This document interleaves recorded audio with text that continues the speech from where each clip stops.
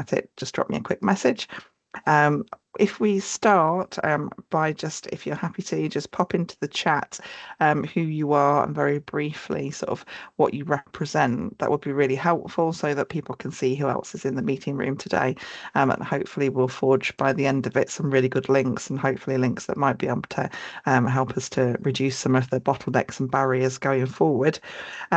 So with that kind of very brief introduction, and thanks for kind of persevering and attending today, I'm going to move over to Keren from Active Knots. Keren is going to give us a bit of an intro into Strategic Walking Partnership and the work that's happening there. Thank you, Helen. So my name's Keren Chamberlain. I'm Strategic Director at Active Knots. And this really, I just wanted to introduce you to three faces. Hopefully they're, for some people, they're not new. They are our Walk Knots team, and their roles are new roles which have been created from a real understanding around insight and telling us around that walking is important and what does walking look like. And it's for this team of three who are a formidable team to come together across Nottingham and Nottinghamshire with the real focus around walking, and what that means. Melissa's going to explain the whole plethora really of what we mean by walking and wheeling within that context across all of our places and spaces and geographies and communities, for example. And hopefully this team, so Melissa, Laura and Sarah, will work together and across our whole geography of Nottingham and Nottinghamshire to work through networks, through organisations, through systems, through different sectors, to really bring that to life and to join things up and make things happen, I suppose, as a collective piece of work around walking and wheeling. Because what we do know is that it's important. We do know that for those people who are the least active, that it's something that is seen as being the most accessible way of moving a little bit more. And that's what we're talking about there. We're not talking necessarily about physical activity or sport or exercise. We're literally talking about, and Melissa frames it really nicely, about putting one foot in front of the other or wheeling, where that's not possible. So that's hopefully for the next, initially for the next couple of years, and with support from our public health colleagues, both in the city and the county, is enabling this team to start to bring this to life and work with all of you. So I would say, after today, if you're not connected in, if you haven't had a conversation or a coffee or a walk and talk with any of these three, it'd be great to hear from you, just to sort of take that, what's important for you and your organisation, or maybe with some communities or people that you're working with, and what could that look like, and how might they be able to help envisage some of that and make different things happen to encourage walking. So that's it really. They're new in, they're literally 3 months in. So please reach out to them. At the same time, they will be reaching out to you as well to see what we could possibly do together. That's me. So I'm going to hand over to Melissa, I think. Thanks, Keren. Yes, as Keren said, we've had the privilege of having a 3-month ignition period where we've really taken the time to think about, the mammoth task that we and everybody else plays within encouraging people to take more steps every single day when it comes to everyday walking. And as part of that, we've taken the time to scope out, and this is through discussions with partners, what is walking? What do we mean by that? Because I think when we talk about walking and walk knots, a lot of perceptions may have initially led to just considering lead walks, whereas actually we really have tried to break this down as to what is walking in every step. So it's actually everybody walking around their own homes, everybody walking from their front doors of their homes to that gate, or wheeling if that's what is accessible to them. and it expands out further and further, and people are choosing to walk because they want to socialize, because they want a purpose to that walk as well, whatever that purpose might be, or they're commuting, or absolutely every kind of way that people are moving around and walking. So we've taken the time to kind of really break that down, so we're all on the same page when we think about what it is to walk and wheel. Next slide, please, Adam. And with that, it's that consideration of why walk. So we have had lots of conversations with as we've been trying to get out and about.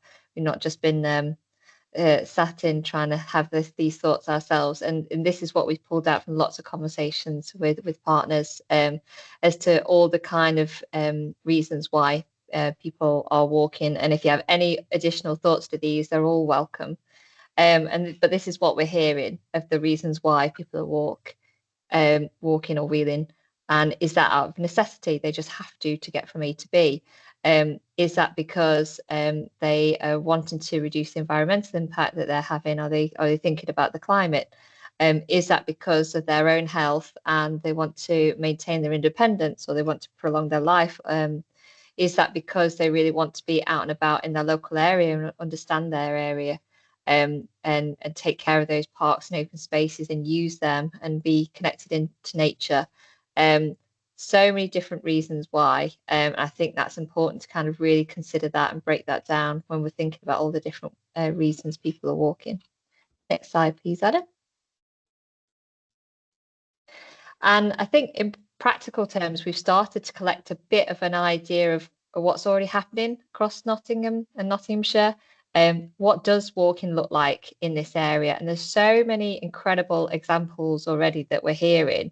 And actually sharing those ideas across partners is really igniting a lot of creativity and the art of possible to kind of understand what else, what could be what ideas could be taken into other areas, and what is that art of possible. The likes of a walking bus, for example, is kind of feels like quite a new, exciting concept, although it probably isn't. It's probably done a million times before, but actually, there's a bit of kind of interest and traction into what could that mean for people who need that real kind of peer support and person-centered support, and really struggle to kind of take those steps into walking into a community space. Actually, if they're doing that with a group of people, what can that mean for them in terms of that confidence to be able to do that and that capability? So there's you might not see those because the writing's quite small, but hopefully you can read them. And again, we really want to hear of any more examples of what you're doing as deliverers within the community. Next slide, please, Adam.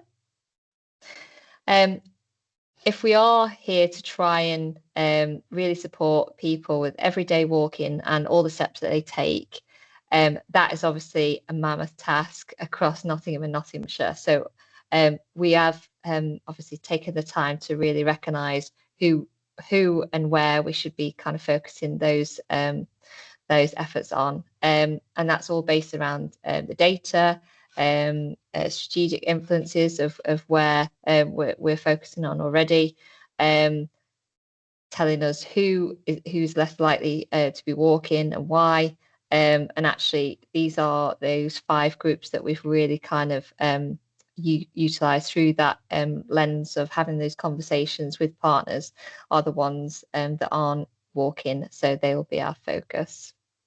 Next slide, please, Adam. And as Karen said, where are those geographies and those communities within Nottingham and Nottinghamshire? And these are the ones that we've really kind of picked out through those conversations with partners, that actually there already is that focus around place-based working in a lot of these areas, or just this is where the data is kind of taking us to in terms of where are those priority people living, and why. Next slide, please, Adam.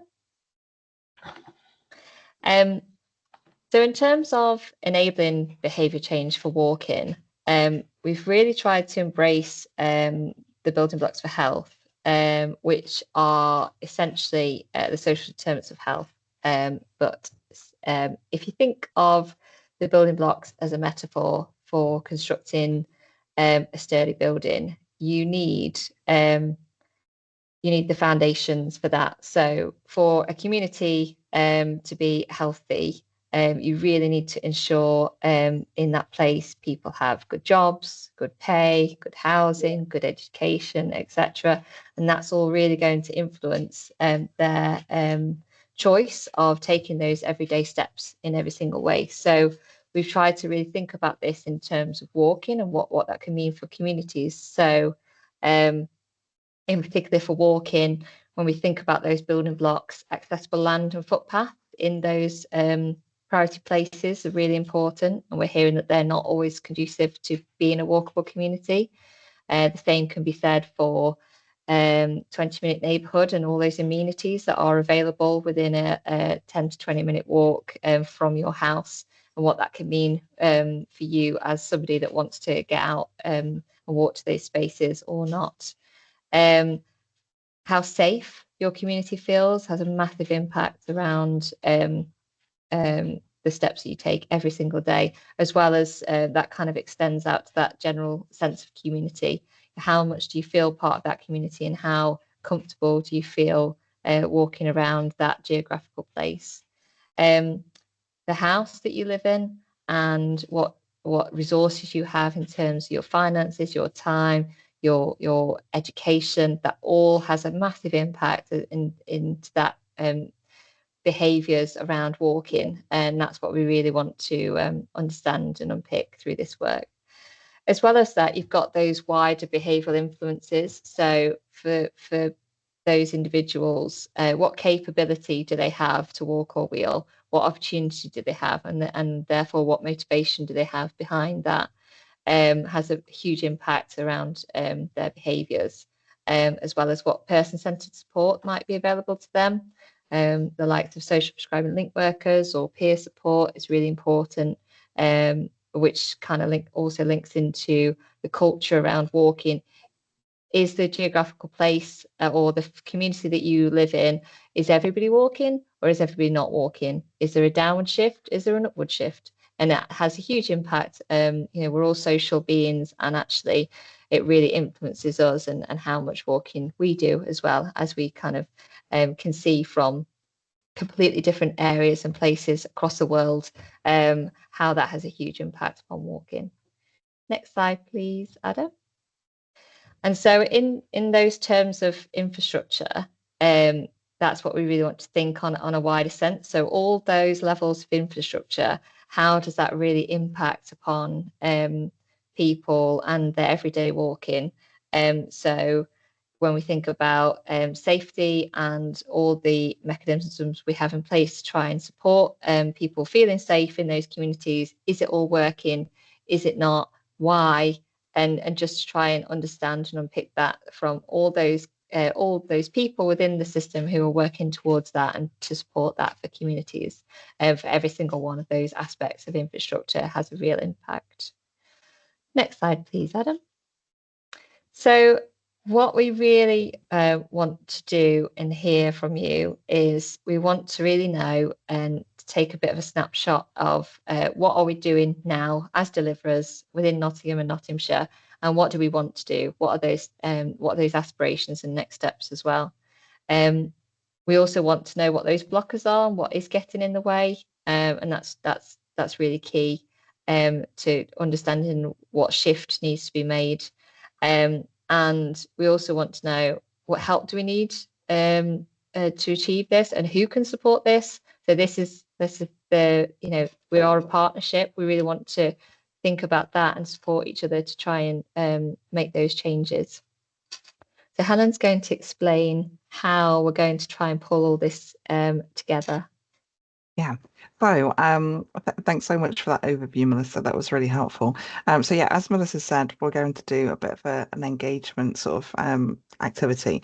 There is a Miro link. So Miro is kind of an online facility, which some of you will have used in these sessions previously. So if you go to the chat function of this room, you'll see that Laura's already dropped in the link to Miro. So if you click onto that Miro link, it will open up a Miro board for you, and you'll see 3 sections in that, 3 different coloured chat sections, each one that has these headings in that you can see on the agenda as you're looking at it on the screen. What we'd really like is for you to use those sticky post-it notes, which are on the left-hand side, and pop in there some ideas around the things that you're doing around walking and wheeling. So that could be kind of programs that you're delivering at the moment that are working or are not working. If you want to put a note about that, there can be things that you want to do just to give us a background flavour of what's happening in your areas, what's getting in the way, and that this is a really important one. So over the course of the last 18 months, we've really realised that the real strength of these partnership meetings is the expertise and the knowledge and the action of the members that are part of it. And so what we're looking to try and tease out of this is there something that's stopping you from delivering the things that you think would work really well in your communities, or the things that are active at the moment that are stopping them from being as successful as you think that they might be. And then the third one is, what do you need and who might be able to support with this? So what we're hoping to get out of this is that maybe people within this room could both see what's happening and what's blocking, but they may also be able to mitigate and support you in some of those kind of unblocking activities, kind of mitigation interventions. So if you have a look, I can see people are already in Miro now.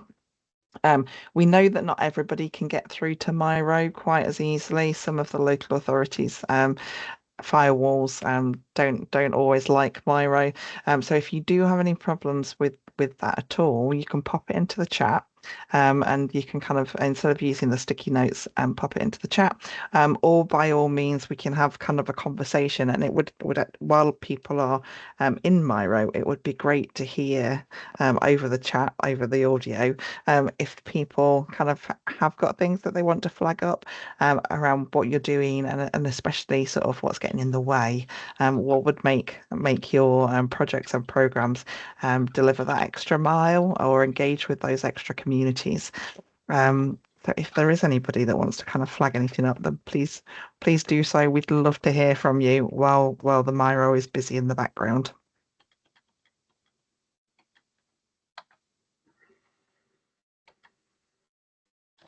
Alan, if we ask for hands up for that, can you see Yeah, that? yeah, absolutely. Yeah. I can see that. I'm just flicking in between the different boards at the moment. So if there's a slight delay, it's just because I'm looking directly at the active Miro. But yes, you can pop a hand up or just kind of shout out. But it would be great to hear about kind of anything that really you think would make a difference to the way that your projects are being taken up by the community. And if not, you might hear a brief silence while everybody is busy in the background typing away. I'm just reading some of them that are coming through now. Some really interesting ones. Connect people with nature with the aim to help save it. I think that's really good. And that's the theme we've definitely been hearing, particularly thinking about children and young people, actually, trying to kind of set those foundations now for children and people to kind of want to take care of the environment, litter picks or any kind of nature activities, for example. Yeah, that's a really interesting one as well, Melissa, because at Ridewise, we always kind of try and broach walking and cycling as enablers. So there's very few people that come to us and say, we would love to get cycling because I want to, experience the joy of cycling. Most of the time, people think about walking and cycling as something that enable them to achieve something else. So it could be like walking as an enabler to fitness, or it could be walking as an enabler to reducing your isolation, meeting more people, getting more active in your community. So it's sort of something that we talk about as enabling, and that's a really good example of kind of walking enabling you to improve your local environment and to kind of take some action around environmental damage. I think that's a really good idea. I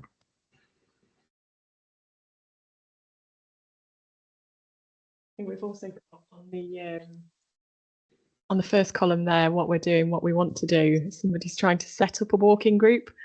And I think there's probably quite a lot of experience in the room about sort of how to do that and what's sort of involved in that. And we all know that going out for a walk is as easy as putting one foot in front of the other. But actually, when you come to setting up a walking group, it gets very complicated very quickly. So yeah, things around that, it'd be nice to know who wrote that so you can sort of get that support around that as well. Absolutely. I'm just kind of watching the arrows moving all over. It's quite mesmerizing when you're looking at Maya, isn't it? And you can see all the arrows. I think also kind of linked to health partners is something that comes out who can support this. This is something that comes out really frequently. That lots of people that are delivering walking programs with the aim of getting people more active are not actually from a health background or from within a team that's primary purpose is health improvements. So I think that in the who can support us bit, this link to health partners is something that we see coming up more and more often.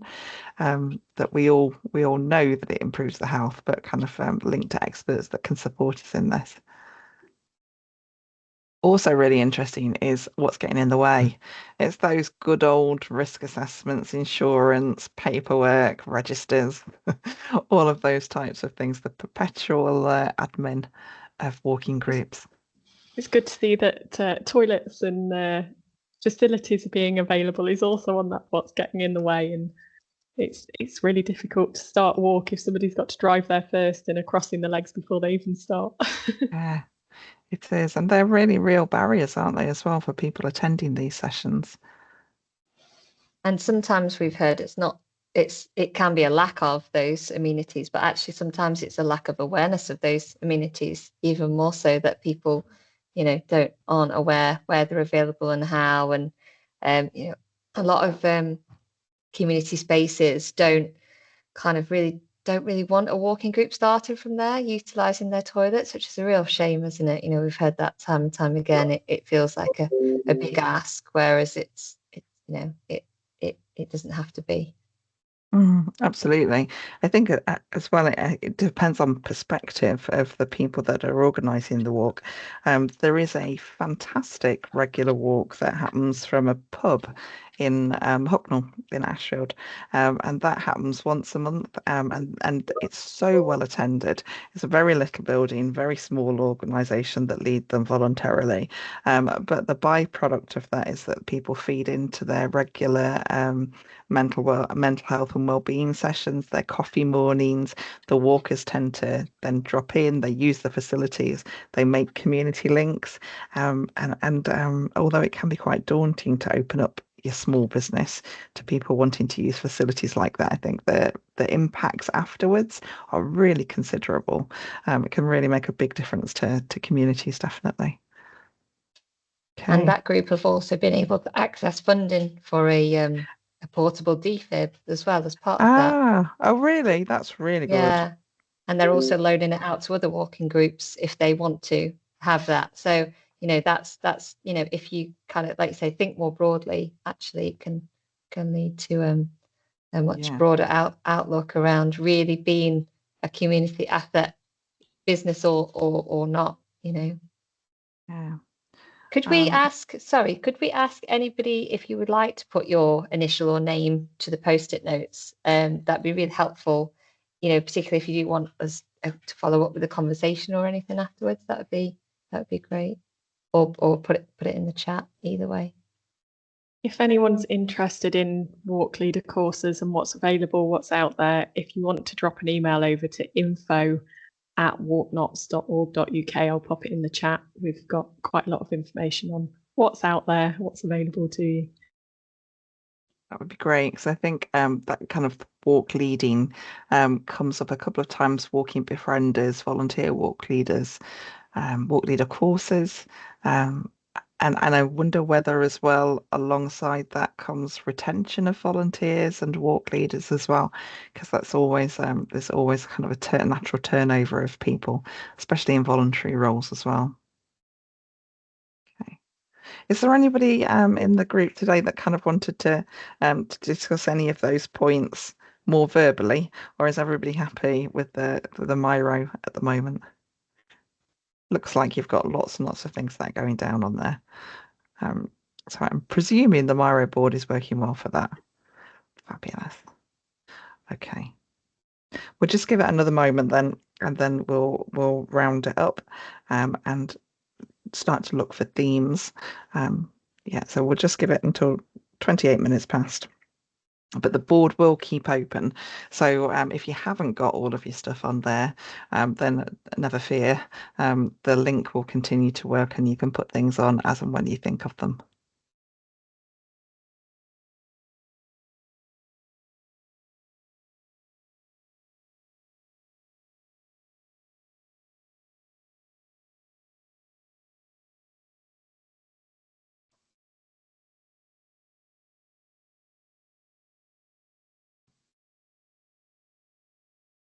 Okay. Right, I'll leave you to move around in the background. Please do feel free to carry on populating that as you want. It will remain active. I'm just kind of scanning over it now, and there's a couple of really interesting points that kind of have come up in this map reading, which is really interesting. What do we want to do section? We've talked before in these meetings about some map reading courses, and from memory, I seem to think that it was Ashfield or Ashfield District Council team that had put on some map reading sessions at local libraries, and they've been really oversubscribed. I think from memory that's where I'm thinking of it from. But that's interesting. Sorry, hi, it's Charlotte. I work for Inspire and we run the map reading courses. That's what, yes. Yeah, so it was part originally of the minor to major program. So I think Steve Littlewood presented at one of your meetings a few months ago. But they were so popular, we've continued to offer them. So we run map reading made easy in libraries and online. And then we tie that up with some map reading and practice courses where we do half a day of planning and then half a day of walking. And then I signpost people to I work with Chris and Nigel from Walking Knots, and they promote the courses, and then I signpost people to get involved with that and to volunteer for anything that, you know, if they're keen on walking, really encouraging them to get volunteering as well. So I was interested in the walk leader courses because I think that would be a another really good follow on. So yeah. Yeah, it would. And I think that's really interesting because we get very sort of focused on online support for people, online maps and walking routes and things like that.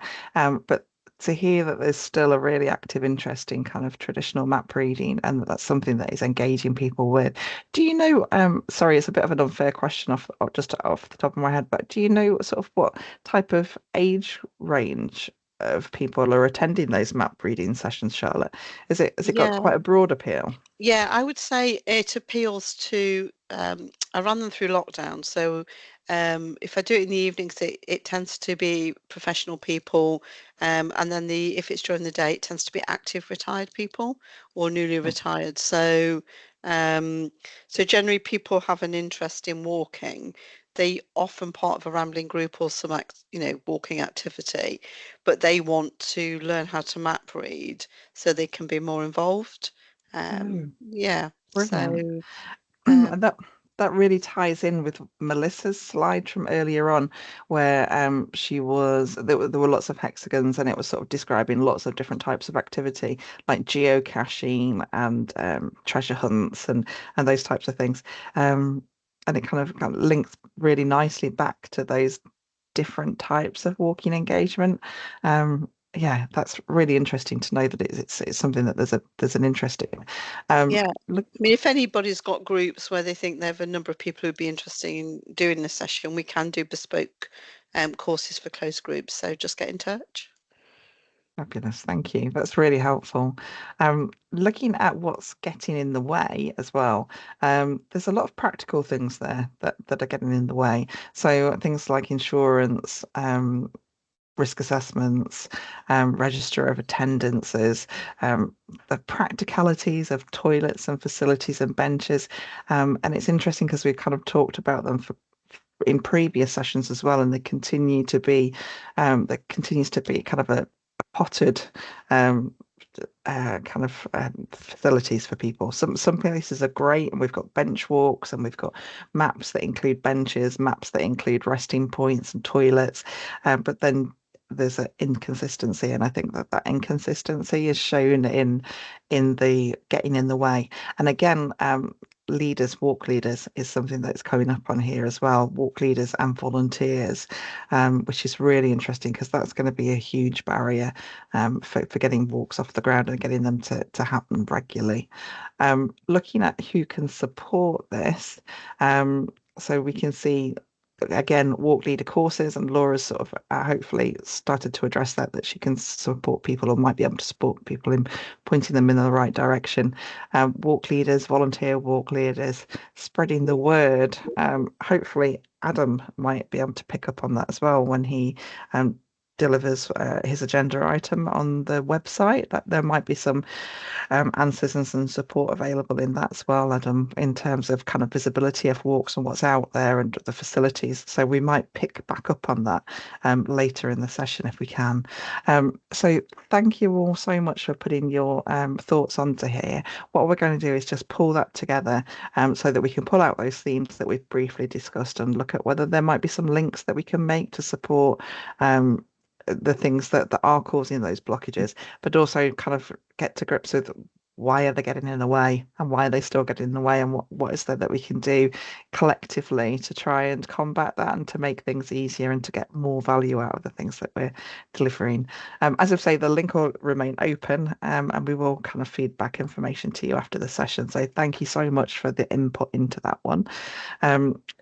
I'm going to move on through the agenda to the next session, which I've kind of briefly mentioned, and it does pick up on some of the points that you've flagged up, which is to move over to Adam and Laura for the Walk Nots website.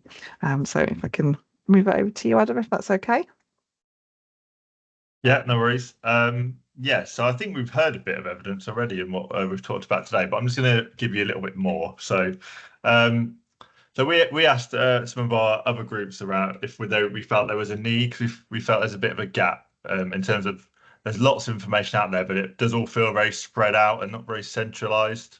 And as part of the Walk Nots work, we've been looking at whether we need to invest in a website and like a central point for all things walking across Nottinghamshire and Nottingham itself, because there isn't really one out there at the moment. And I'll go a bit about what is the best one at the moment, but there isn't really one that does all of it. That sort of, talking about the partnership working and they're sort of helping you guys sort of share those. I shared some risk assessment and insurance information that we host on our Active Knots website. But obviously none of you would know to find it there because you don't necessarily go on that website day to day. And there's also, and there's plenty of examples like that sort of in the area where you might not be able to find what you're looking for. So I think we sort of are aware of that ourselves, but we just wanted to sense check it with everyone. So we have a bit of evidence to suggest that there is a need for that central point signposting website where it has sort of details of walks, long walks, short walks, accessible walks, and also share that partnership work, meetings, events, things that are happening, opportunities to connect and collaborate, etc.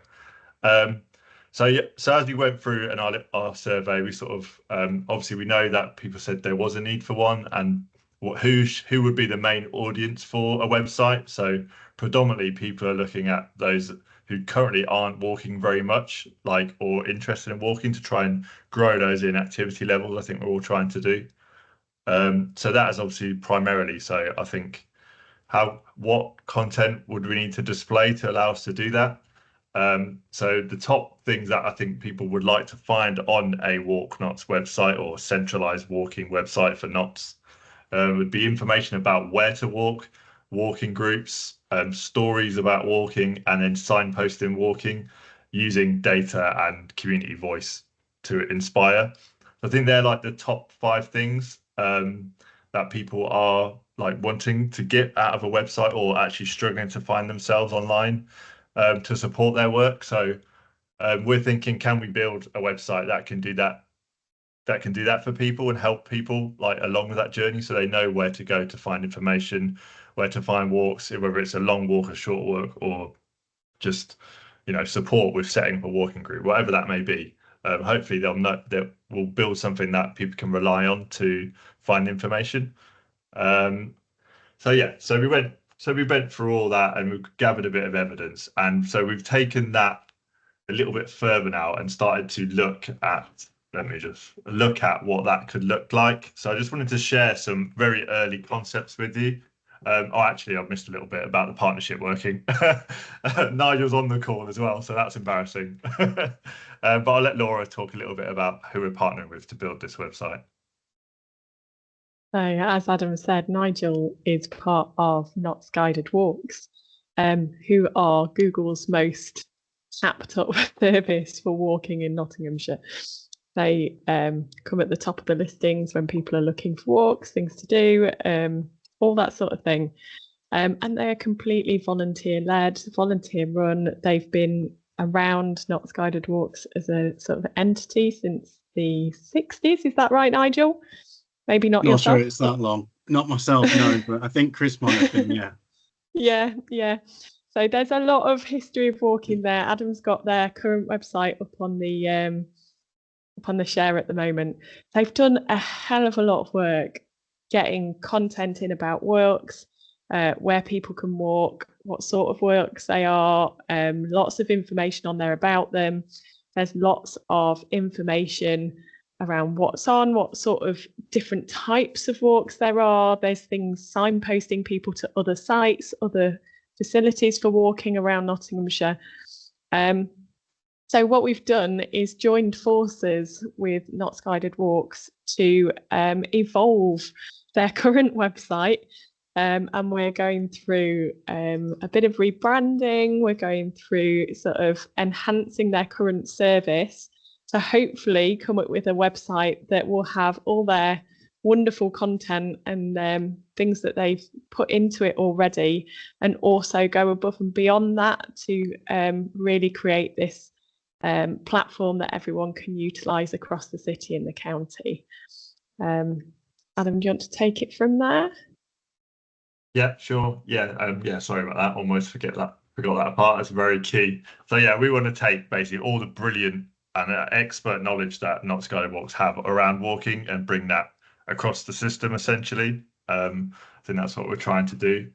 So I'm just going to share a couple of sort of early design concepts that we have. I get my screen to work. So here's an idea for a homepage, which is, like I say, taking the best bits of essentially what we've heard from our research that we need to build, but also taking all the great stuff that Notts Guided Walks website has. The key thing, so this is a very early concept for how the website could look. A key thing is this sort of dual menu at the top. There's almost like, if you think of it, where there's a walking like information menu. So like you're finding a walk, you want to know where to walk, what's on, or you're looking for information about supporting others to walk. And there's actually two menus for that. So there's a sort of almost like a system support or information menu, and then there's one about just walking and walks and accessible walks, etc. So that's the key sort of navigational change, if you like, from a typical website. But it's quite photo led, hopefully. Then obviously information about different types of walks, well-being, self-guided walking, or just walking from your doorstep. So what we'll do is we'll set up the facility to walk, and then we'll be sort of relying on the expert walkers and walking experts to populate those walks. So we're going to create basically an avenue where people can submit a walk, and then we can publish it, and then hopefully people can trust that it's there, and they'll know that it becomes a go-to website for all things walking. And I'll just show you a couple of other images of other pages that I have as well. I think it's important to note as well, Adam, that there are images on here, there are colour schemes, there are pictures. None of this will stay the same. It will all change quite considerably by the time the website's launched. So this is a real flavour of what it might be like in the end result. Yeah, so here's how like the search would look for a walk. So for example, you want to find a walk in your area. There's actually quite a cool postcode search, which I don't think exists anywhere at the moment in the county. So you want to look for a walk close to your doorstep. You can put your own postcode in and look for a walk, and it will bring the closest ones to you that the system has. And obviously it has sort of, we have these keys to note accessibility, pluses and minuses, etc. So if something's wheelchair accessible or whether it isn't, we're going to bring that to the forefront of the information we're sharing. Yeah, and that is, and then obviously replicating slightly, that's sort of what we want to do, is build that timeline so we can actually take people through a walk and they know what to expect. So yeah, that is kind of in a nutshell what we're thinking for the new website. We're working towards like the next few months, hopefully developing it really closely, but we want to invite people to join us in that. So today I'd just like to get a few sort of early feedback on that as well. And we're testing your IT skills today. So I have another way of gathering information, which is a Mentimeter poll. I don't know if anyone's familiar with that, but essentially I'm going to share a link which you can click on and then answer just a couple of questions. So I'm just putting the link in the chat now.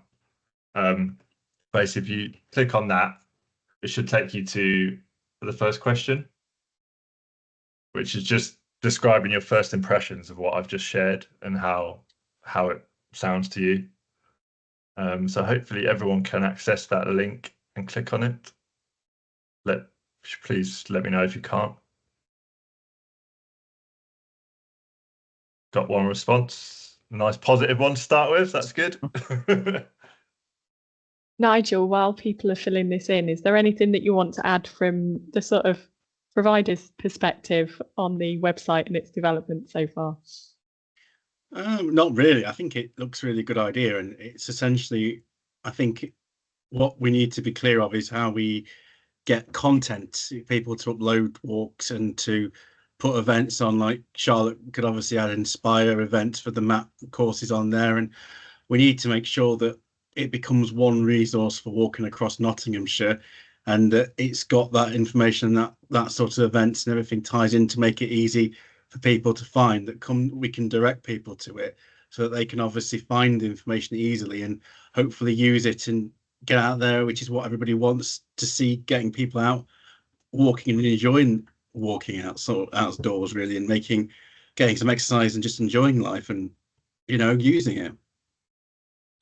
From a deliverer's perspective, it'd be really nice if at some point you want to put in the comments whether or not you feel that you would upload any walks that you're doing to the website and allow people to sort of search for them that way as well, and whether that'd be useful to you.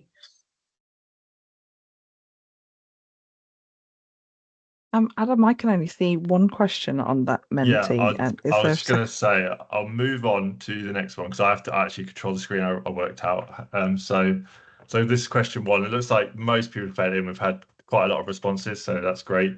So I'll just go on to the next question now, which should take you all through to it. So then it's just any suggested improvements, early stage, and yeah, not well said, Nigel, earlier. We should have done a presentation, I think.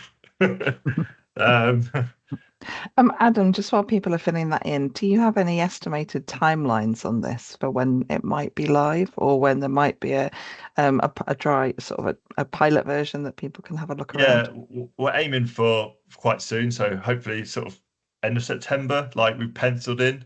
So hopefully it won't take too long to sort of get something published. Obviously, as Nigel said, the website will depend on us getting the walk details, which we will rely on sort of partners to do. So we'll be coming back to this space quite a bit, I would have thought, to sort of plug it and push it and take people through how to upload walks and etc. But hopefully it will be nice and simple. It won't be too difficult. Yes, so that's the sort of a rough plan, but obviously it will just grow and grow and hopefully get better and better, and we'll do it in collaboration as much as we can. And we kind of do have a bit of an ask actually, where if anyone feels like they have a lot to add to this project, then please let us know and get in touch and email us to say, I'd like to join sort of me, Laura, Nigel on the project group, which we're going to meet more regularly about it. So brilliant. So people can just drop you an email direct then, Adam, to do that.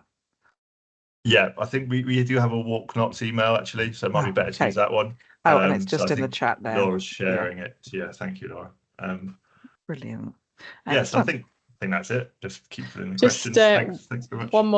One more thing to address is that one of the reasons that we partnered with Knots Guided Walks is that they actually consider accessibility outside of the online version of this as well.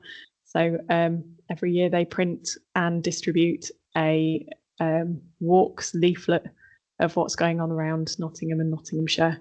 And that was part of that, sort of making sure that everything's accessible across the board. So any sort of input into that and how that would help going forward would be really good as well. Thank you. Excellent. Thank you so much for sharing that. I think it's really helpful. And like a few people that have already said it in the question, it's so nice to see something that you can search on a postcode for. It seems like one of those things that we all take for granted in so many things, and yeah, it can be so hard to get a postcode search on walks and activities from your home. So that's really positive. Okay, moving on then. We're just at that point towards the end of the meeting now, really, where we're rounding up and kind of just pulling things together. And we do have a video that we're going to share with you.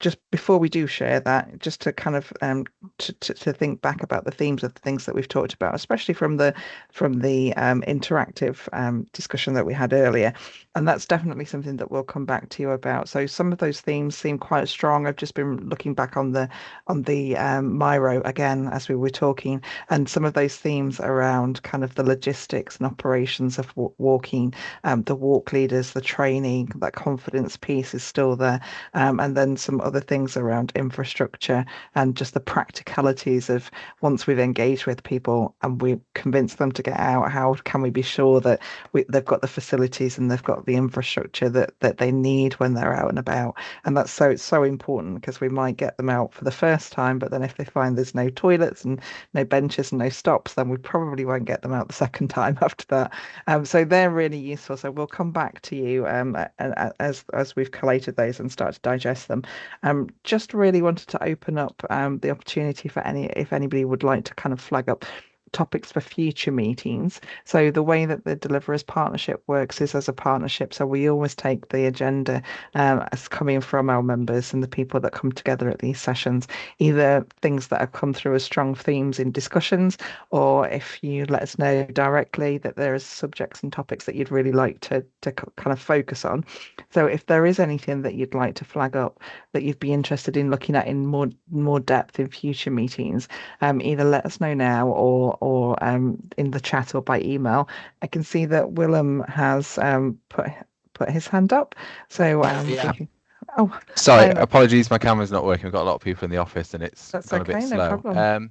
But one thing that I thought might be interesting is a sort of topic for discussion, and I think it came up a few times in the post-it notes, was where can we look quickly for data on things like where people are moving and where people aren't, because I suppose you guys as a charity focus purely on this sort of moving and activity that might be at your fingertips a bit more than a charity like mine, which is doing a lot of different things. So it might be quite useful for us to do a session on where you guys would go to for your data, where it is, how accessible it is, because when we're looking at doing projects, it will obviously be useful funding bids, etc., to look at data. So that would be really useful for us.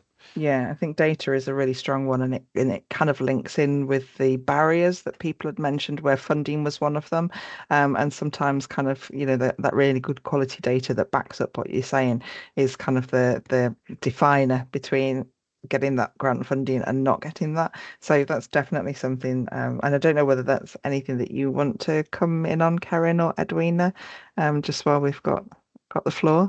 Yeah, definitely. And data is actually one of the asks that I was going to sort of drill down into, because there's so much data out there, and there is a lot, particularly in the Active Life survey, which is Sport England Commission survey. There's an awful lot of walking data in there. We can pull that out, so we have an external independent consultant who does that work for us, Press Red, and there's loads in there. But what we really need to know is, what do you need to know? Because there's so much in there. So yes, we can drill it down to walking. Do you need it by district? Do you just need it across Nottingham City and Nottinghamshire? What is it that you want to know? What data would be helpful to pull out to help inform you? And that you don't have to answer that now, but that'd be really good if you could feed that into, I think Laura put in an email address and info at Active Knots, Walk Knots email address. Pop it through there, and then we can pull that data out. The next iteration of Active Life Survey is coming up, so we can ask Press Red to pull some of that out for you across Nottingham and Nottinghamshire, or do you need it on a more local level? So whatever you need, please put it in there, and we'll do our best to pull that out to help support our partners in delivery. But yeah, let us know. Really helpful. Thanks, Karen. And thank you for the question. I'm just noticing that there's a couple of other questions in there, or a couple of other comments in the chat about peer support, potentially whether people need peer support networks in between meetings, breaking down barriers to accessing nature from deprived and low income backgrounds. Yeah, that's really that they're exactly the sorts of things that we were hoping that you would come through with in terms of kind of thoughts for the future, and certainly things that we can address in the next agenda or future agenda items. Before we go on to the very final thing, which is a video, Edwina, I see that you have your hand up as well, so I'll just come across to you if I can.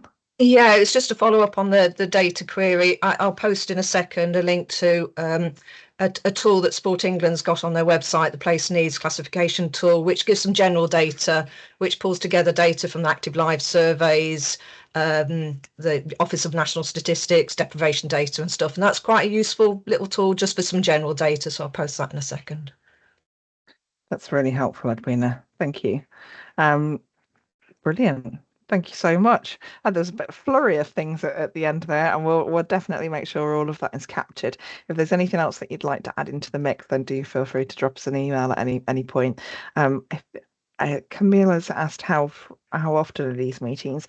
They're broadly speaking every 3 months, but they can be slightly out of sync depending on availability, and especially summer holidays, when we're really mindful that there's a lot of people that aren't at their desks, that aren't working. So there might be slightly different patterns to that, but it's broadly speaking quarterly.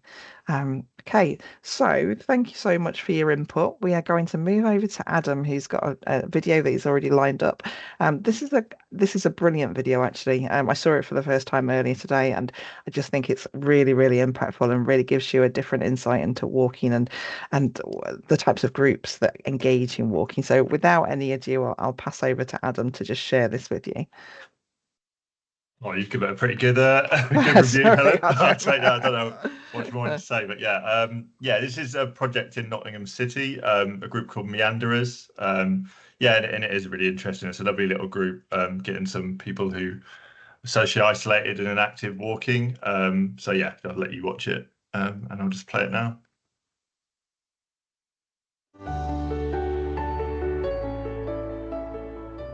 My art form is based around trying to engage people with things that improve their well-being or make them feel better through art.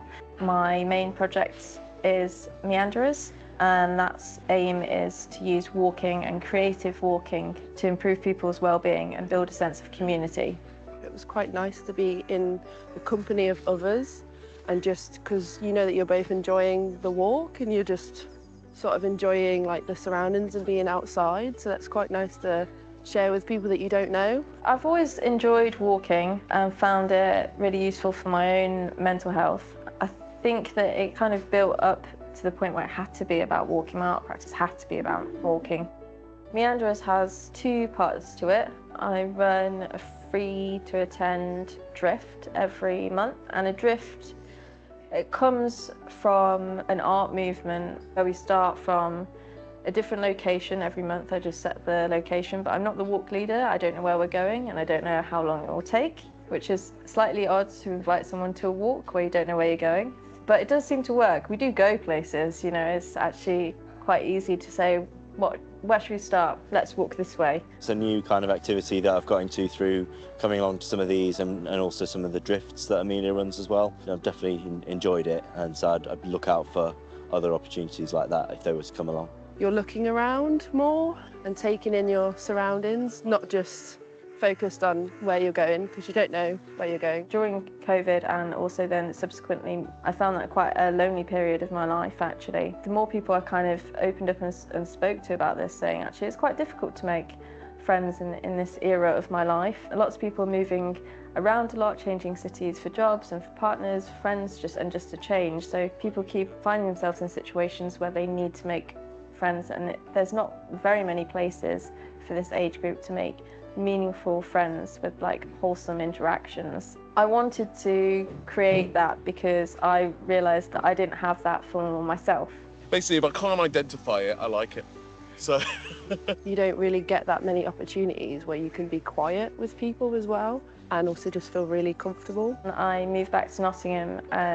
I did have friends in a social group. I wanted to provide that service for the people that I didn't have before. So I'll just do a little demonstration. The more people that I've spoken to in lots of areas of my work and practice, actually a lot of people in my age group have said how difficult it is to find friends, you know, post-uni. If you're not friends with the people that you work with, then there's very little chance to kind of form those real connections.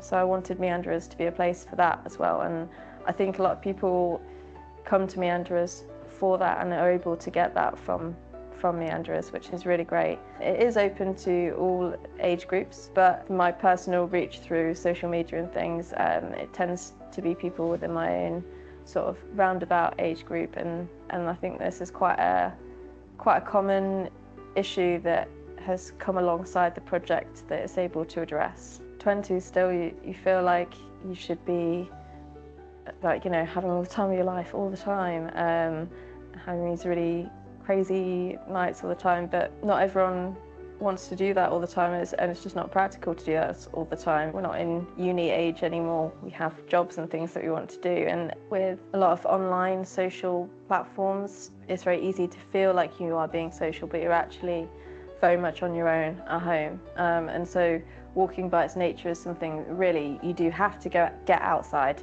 and do with other people. It's as accessible as public places are, which is great for those that don't feel like they could take on a big hike where there's a really strict pace. So yeah, it's really great for that. And then the other part of it is the full workshops. They're all curated under a theme, and they include a planned creative walk followed by a social meal and then an art making activity. There was a poetry themed walk. We did the walk and wrote poetry, and then there was alphabet soup. And then there was a zine making workshop that involved the poems. We did a foraging one where I got a foraging expert in to lead us, and we had a foraged meal, and then we did cyanotype printing, which is using plants directly in the artwork as well that we'd collected. There was a pareidolia one, which is where you can spot faces in buildings and objects. So we looked for that, and then had pizzas that had faces on them, and did like lino printing of the faces that we'd found. So yeah, very themed, and very fun kind of themes. Yeah, and those three elements working together kind of creates a lovely, wholesome day. It was like my perfect idea of a Sunday, to go for a nice walk, have a nice meal, and do some art. It kind of seems like it's a lot of other people's idea of perfect Sunday as well, so that's really nice to share that.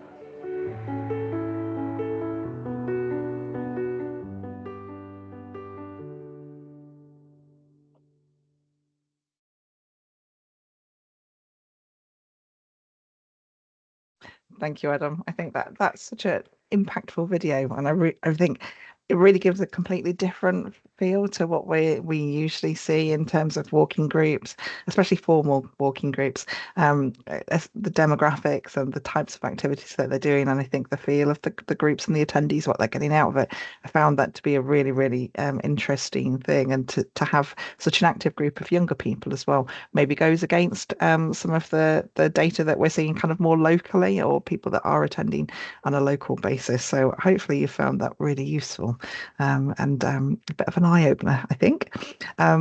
I'm just wanted to open questions to the floor if there is any last bits of any other business before we close.